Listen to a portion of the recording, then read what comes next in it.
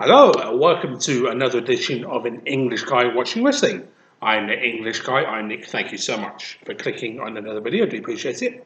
And this one, I'm going to be covering the 30th of July 2021 edition of AEW Dynamite, and what a show it was. So that being said, jump right into it. Opening matchup was for the IWGP United States Championship between Jon Moxley defending the title against Karl Anderson. Now, these two men are no strangers to one another. They faced each other in the past. And if there's anybody there's no stranger to New Japan, it is Karl Anderson. Karl Anderson is one of the founding members of the Bullet Club. And of course, he's a man that's synonymous with New Japan Pro Wrestling and was for a long, long time before moving back to the States. And obviously now with Impact Wrestling, but I know he's going back to New Japan as well. So it's very cool to see him go back to where he started to really build his name.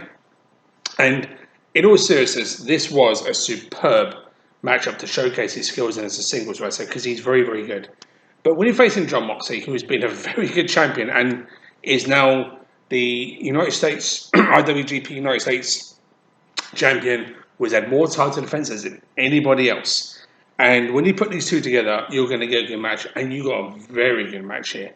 They almost worked it Japanese strong style at points, which is very, very cool.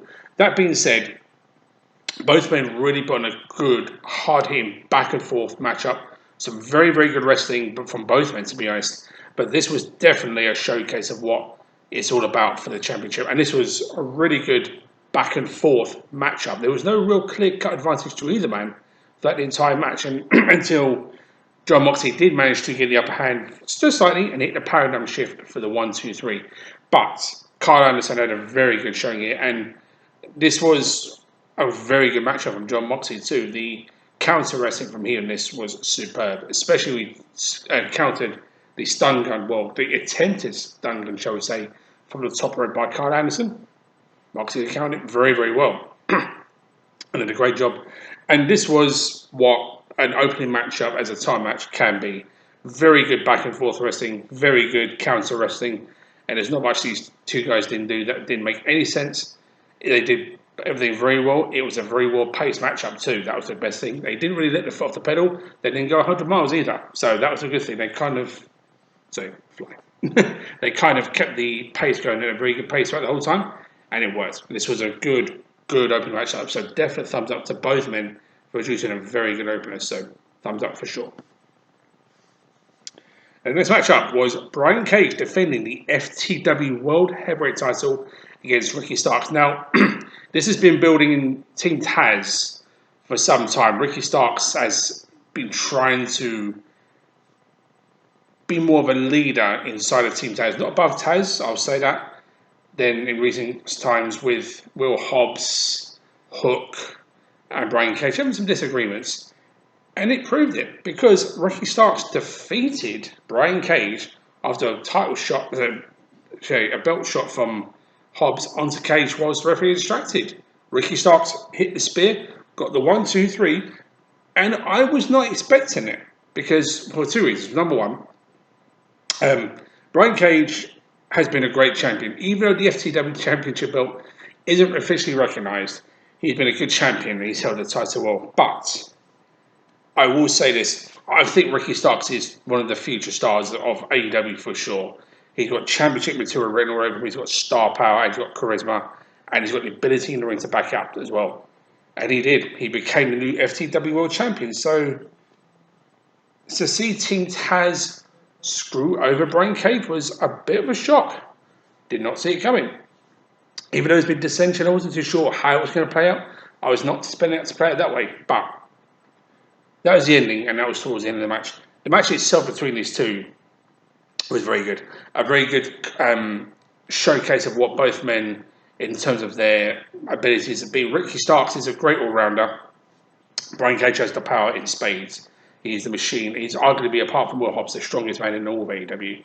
He's definitely got the ability too, don't get me wrong. But Ricky Starks, it's his first matchup back since injury to his neck. Doesn't look like he's missed a beat. Ricky Starks knows how to get it done in that ring, and he did it in this matchup. And this was a good matchup, and I was surprised just how behind Ricky Starks the crowd was. It was crazy.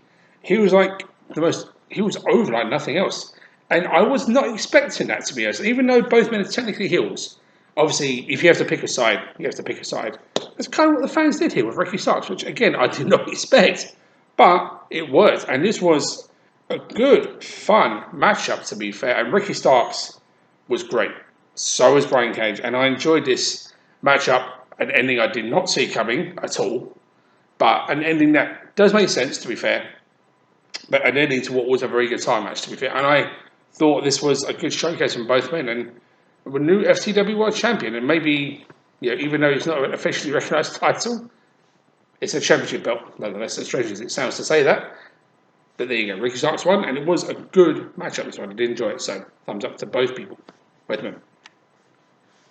I know people's technical friends. And his matchup was Matt Hardy versus Christian Cage. And if there's anybody in wrestling that knows these two inside and out, it's these two guys. These two have been in wars so many times in their careers. Everyone knows the history between the Hardy Boys and Edge and Christian, and of course the Dudley Boys from their times in the WWE with the TLC matches, the table matches, the ladder matches, and the chair matches, and of course TLC.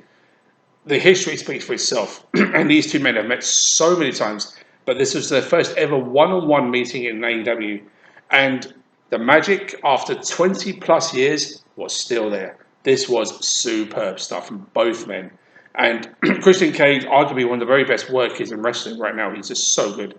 Matt Hardy again showed why he is so good at what he does. These two men, as I said, know each other, like nobody else really should in the business.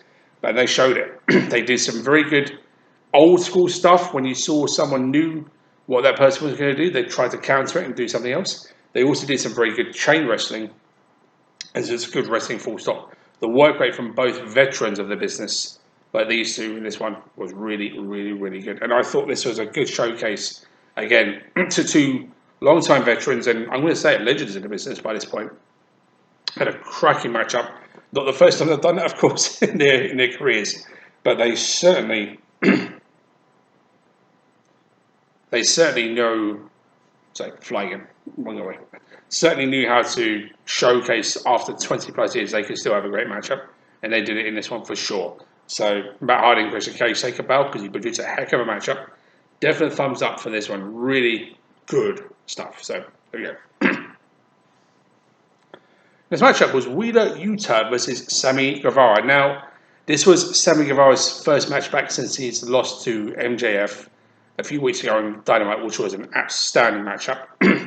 And obviously a chance to get back on the winning ways of AEW. And for him to face Wheeler Yuta, I was looking forward to this matchup. And they didn't have the longest time, but they clicked superbly, these two. And not surprising because of just how good both men are.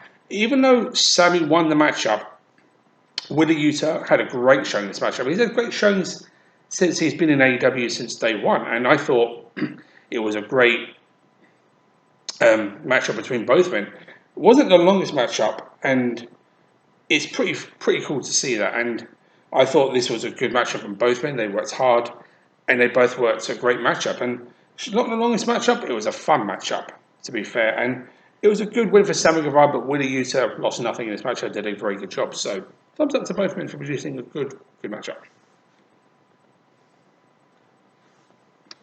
This matchup was Yuka Sakazaki versus Penelope Ford, and I think the first time ever meeting between these two lady individuals. And Yuka is a bundle of energy, as is the best way to say it, and seriously an excellent women's competitor. But so is Penelope Ford. Since she's returned from injury, I think it was Penelope Ford. Actually, has been showing a lot of promise. And this was a good matchup too, between two very different styles. Penelope Ford more the athletic style, and Yuka Sakazaki is part of the Joshi system. And if you're part of the Joshi system, it's crazy. It's really, really strong. But I enjoyed this one. I think it was a good women's matchup. And even though Yuka won, Penelope Ford had a very good showing here. And I just thought that the way they two worked with each other was superb. There's definitely a spark in these two and what they showed, what they could do in the ring. I enjoyed it a great deal. And Yuka won, but Penelope Ford had a good showing here too. But this was Yuka's matchup, and since she's returned to AEW, she's been great. No other way to say it, but she's great anyway. She's one of the best female wrestlers around in the and she's showing it more and more. I think she's getting better too, and that's saying something because she was very good before, and it just shows the talent that Joshi's system has, and evident here. So Yuka winning was a good thing. So there we go. Brought us to the main event and a very first time ever matchup in AEW, a coffin match between Ethan Page and Darby Allin. And these two have history for sure in the independent scene. Bitter rivals at one point, have had so many matches, but never a coffin match. And if there was ever a matchup that would suit Darby Allin's persona, this was kind of it, to be honest. I mean, Darby Allin, most unique enigmas, I should say, in all of AEW, perhaps all of wrestling. He's very hard to figure out, and I'm probably going to say has highest pain tolerance of anyone in wrestling. The guy can take so many injuries, so many bumps, and he's also a skateboarder. He's taken a lot of bumps, a lot of it hurt himself many times, but he just keeps getting back up and keeps coming back, and that's something I can't help but admire about the man. And this was, I think, maybe not the end of their feud, but it was a good coffee match. I mean, coffee matches are not necessarily difficult to do if you're doing it right. And that's what I mean is if you try to put in the coffin too much and lower the lid. Definitely not the case here. They did try to leave it at the very last minute and do that, which made sense. And Scorpio Sky being in a coffin at the very start of the match was genius. He was hiding in the coffin when he brought it out to ringside, jumped out to attack Darby Allin, and of course Sting came out and chased off Scorpio Sky. That was a great moment. I really, really like that. But I enjoyed what these two did, and I think, as coffee matches go, this was a very well put together match. They battered each other as you'd expect, as because these two, as I said, have had history. They are no strangers to knocking 7 bells out of each other, and they kind of did here, to be fair. And I thought this was a good coffee matchup. And Darby Allin winning was the right call. As much as I do like Ethan Page, I think he's great. But Darby Allin, this was a match tailor-made for him, because it's not because his finish was the coffin drop, but because of the pacing, the way this matchup went. It worked. It worked very, very well. And this was a good main event, to be fair, and a worthy main event to top of what was overall an excellent episode of Dynamite. And they have really been stepping up more and more, and they did it this time with things you've never seen before. So, can really enjoy that. And on that positive notes, I will end the review here. So thank you again so much for watching. I will see you all next time. Until that time, take care.